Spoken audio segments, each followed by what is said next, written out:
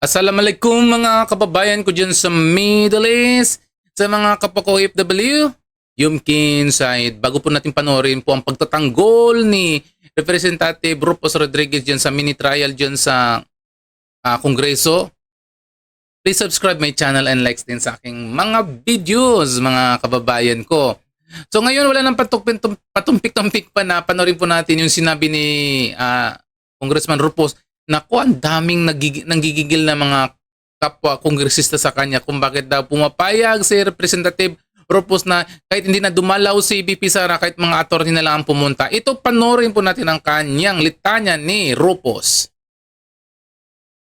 The rules that the presence of counsel of the respondent has the right to cross-examine directly the witnesses for the complainants. And secondly, there is no need for the Vice President to appear in hearing because that is her right not to be able to appear, and we can make conclusions out of her non-appearance. No. O, di ba? Di ba mga kababayan ko, mga kauwangis ko, di ba? Hindi na raw pwedeng pumunta sa si VP Sara. Sapat na yung mga attorney ni VP Sara na dumalo dyan sa mini trial. Ewan ko kung anong ibig sabihin nilang mini trial, ba't may mini trial pa agad silang nalalaman. Bakit hindi nila pinasa kagad sa plenaryo, di ba? So ito, nako, dito pa sa Kongreso, yung sa Kongreso na yun, nagbardagulan, nagigil yung kapwa niya mga kongresista kay Rufus. Tingnan nyo, panoorin po natin yung kagigilan nito ng isang kongresista na hindi na talaga matanggap na si VP Sara hindi pwede umatin dyan sa pagdinig sa Kongreso. Tingnan nyo, oh. The right to counsel. In fact, in many cases, our rules of court is suppletory to the rules of impeachment in the House. And so therefore, this representation believes that first, they are entitled, counsels for both sides are entitled to send questions, and I agree with that, Madam Chair. But what I would like to emphasize is that the Vice President can always designate their counsel to appear in all the proceedings, so that we should be able to state there that the right to counsel, the right to be heard by herself or counsel is assured by the Constitution. But we know the response of the proponent of the motion as to that particular observation. If I may confirm, the Honorable Rodriguez, you would like the committee to acknowledge the right of the counsel even in the absence. Tignan nyo. Ang lungkot ng mukha niya, no? Di ba? Ang lungkot ang mukha ni Luistro. Kasi nga, akala kasi ni Luistro, wala nang mag-uupo sa kanilang mini trial. Ay si Rufus kasi yan, masyado kasing talakiray yan eh. Na talagang, kapag mayroon siya nakikita talaga na grounds, natingin niya laban sa isang sa pinaglalaban niya, talagang titindig si Rufus. Pero hindi natin alam kay Rufus kung ano talaga ang kanyang mga nilalaman ng damdamin niya, kasi kung napapansin mo yung nagdaang Justice Committee hearing, di ba? Grabe na rin yung kanyang pagdipinsa sa impeachment trial, pero pagdating ng butuhan, di ba bumuto pa rin siya ng yes?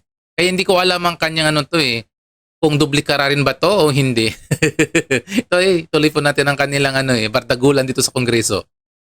Of the respondent. That's correct. Based on jurisprudence, Madam Chair, that although this is not a criminal proceeding, it is akin to a criminal case because we are trying to remove, and there is also perpetual disqualification. And so, in other words, the Vice President can send her counsels here to appear for her. In fact, the right to self-incrimination is there.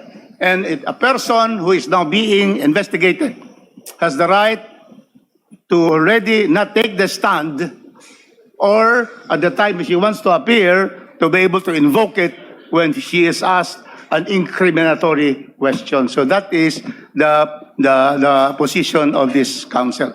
Thank you, Madam Chair. Of course, based on the ground rules that was read by the Honorable Zamora, the right to counsel is described as assistance to clients or to the parties. Now it is being proposed by the Honorable Rodriguez that the same be acknowledged even in the absence of the respondent or the parties. May I hear the comment of the members of the Justice Committee?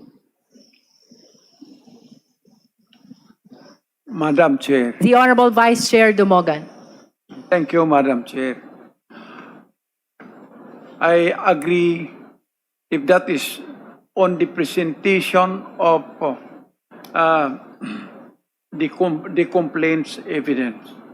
But at the time the respondent will be presenting her evidence, she must be Ito yung kongresista na to. Ito yung kongresista na yan na nag-o-oppose sa gustong mangyari ni Rufus Rodriguez. Naku, simulat sa poll, consistent talaga yan. Against yan sa Vice President. Hindi siya nag-ano talaga eh. Hindi niya na talaga nakikita yung mga tama tungkol sa Vice President. Pero yung dumating doon, yung una, di ba nagkaroon ng impeachment complaint, yung laban kay Bongbong Marcos. Nako, panay pabor na naman kay Bongbong Marcos Jr. Yung kanyang impeachment, wala daw evidence.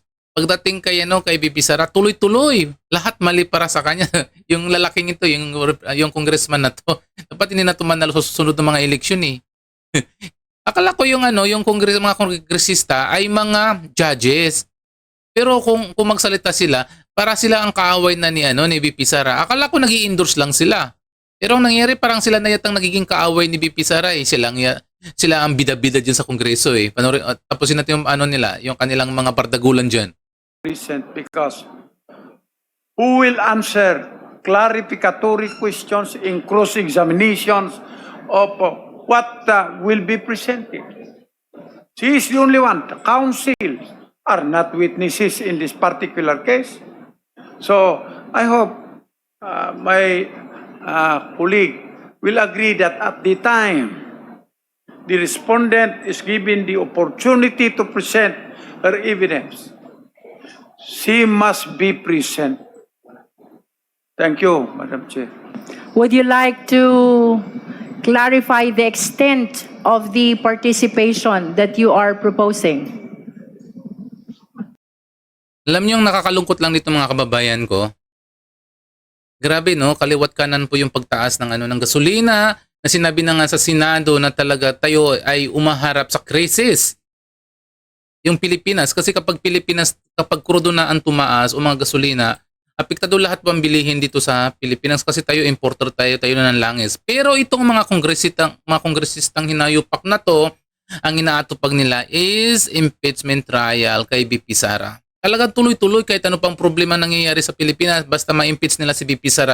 Yun siguro ang kanilang layunin na talaga matanggal sa trabaho si VP Sara. Tignan mo, kung maiisip nyo mga kababayan ko, nagsimula sa Justice Committee hearing, sinabi naman nila doon is sufficient substance in form. Ba't mayroon pang mini trial? Diba? Dalhin nyo na kagad sa plenaryo at magbutuhan kayo kung ma-impeach si VP Sara sa Kongreso, i-submit nyo na kagad sa Senado kasi ang pinaka-last na usapin dyan na makikipagbakbakan na dyan, yung Senado na. Ba't pinapatagal nyo masyado dito? Mayroon pang mga mini trial. Ano yan? Purok lang. Purok. Kung sa mga barangay may purok, doon muna sa purok. Pagkatapos bago dadalhin doon sa barangay hall. Di ba parang gano'n ang labanan?